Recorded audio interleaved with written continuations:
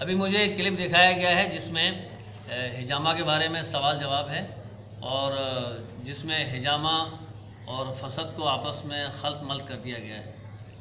تو لہٰذا یہاں پر وضاحت ضروری ہے کہ حجامہ الگ چیز ہے اور فسد الگ چیز ہے۔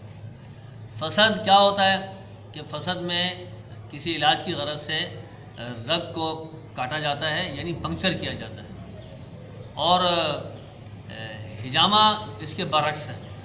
حجامہ کے اندر کسی رگ کو نہیں کاٹا جاتا، حجامہ ہوتا ہی وہاں ہے جہاں رگ نہیں ہوتی عام طور پر، اور حجامہ میں گوشت اور پوست کے درمیان سے، یعنی کھال اور گوشت کے درمیان میں جو خون جم جاتا ہے، جس کی وجہ سے مختلف درد یا امراض ہوتے ہیں، تو اس علاج کی غرض سے کھال پر ہلکے سے کٹ لگا کر، جس کو اردو میں پچنے کہتے ہیں، تو پچنے کے معنی یہی کٹ لگانا۔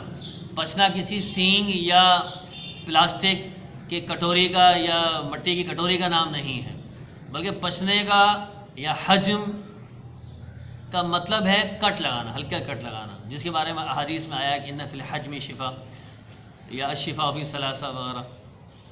تو احادیث میں جو فضائل وارد ہوئے ہیں وہ حجامہ کے وارد ہوئے ہیں، فسد کے وارد نہیں ہوئے ہیں۔ ان دونوں کو ملانا یہ صحیح نہیں ہے۔ اور